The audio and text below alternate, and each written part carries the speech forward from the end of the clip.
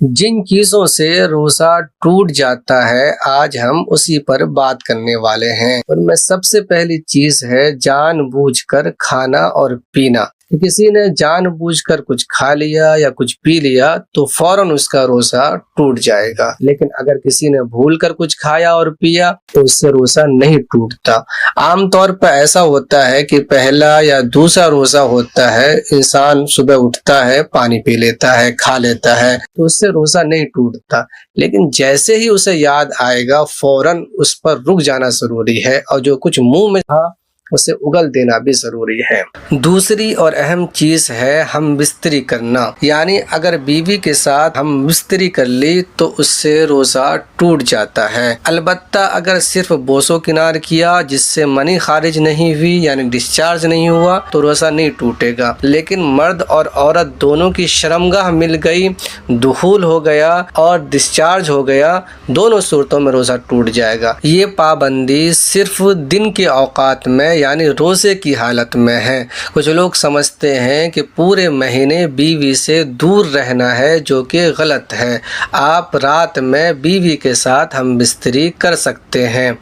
Number 3، مشت زنی کرنا یعنی ہاتھ سے ڈسچارج ہونا۔ روزے کی حالت میں یہ بہت ہی بڑا گناہ ہے، اس میں قضا کے ساتھ کفارہ بھی لازم آتا ہے۔ نمبر 4، بیڑی، سگریٹ اور حقہ پینے سے بھی روزہ ٹوٹ جاتا ہے۔ کچھ لوگ سمجھتے ہیں کہ یہ تو صرف دھواں ہے، لیکن بیڑی، سگریٹ اور حقے کا دھوئیں سے روزہ ٹوٹ جاتا ہے، البتہ آگ کا دھواں ہو یا گاڑی سے نکلنے والا پولوشن کا دھواں ہو، اس سے روزہ نہیں ٹوٹتا۔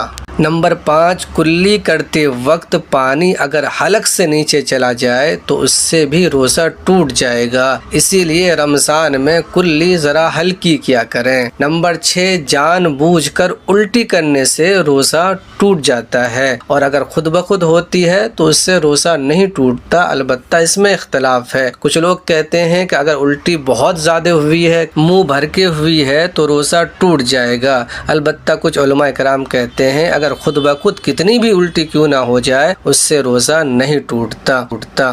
نمبر 7، حیض اور نفاس۔ یہ بہت ہی اہم ہے کہ اگر کسی عورت کو پیریڈ آ جاتا ہے تو اسی وقت اس کا روزہ ٹوٹ جاتا ہے۔ اسی طرح کوئی عورت روزے کی حالت میں تھی اور اس کے یہاں ولادت ہو گئی تو روزہ ٹوٹ جائے گا۔ اب جب تک وہ نفاس کی حالت میں رہے گی تب تک وہ روزہ نہیں رکھ سکتی۔ نمبر 8، شرمگاہ میں دوا رکھنا۔ آج کل کچھ ایسی دوائیں ہوتی ہیں خاص طور پر حاملہ عورتوں کے لیے جن میں کہا جاتا ہے کہ اپنے پرائیویٹ پارٹ میں وہ اس سے روزہ ٹوٹ جاتا ہے۔ نمبر 9، زکام میں دوا کی بھاپ لینے سے بھی روزہ ٹوٹ جاتا ہے۔ آپ کو زکام تھا، آپ نے دوا ڈال کر بھاپ لے لی تو روزہ ٹوٹ جائے گا۔ اسی طرح انہیلر سے بھی روزہ ٹوٹ جاتا ہے۔ اگر کسی نے زبردستی آپ کو کھانا کھلا دیا تب بھی آپ کا روزہ ٹوٹ جاتا ہے۔ تو روزہ ٹوٹنے کے یہ کچھ مسائل تھے جس میں کبھی قضا لازم آتی ہے اور کبھی قضا اور کفارہ دونوں لازم آتی ہے۔ کفارہ بہت سخت حکم ہے، انشاءاللہ اس کی بھی تفصیل بتائی جائے گی۔ اگر آپ کو کوئی مسئلہ پوچھنا ہے تو کامنٹ میں سوال کر سکتے ہیں۔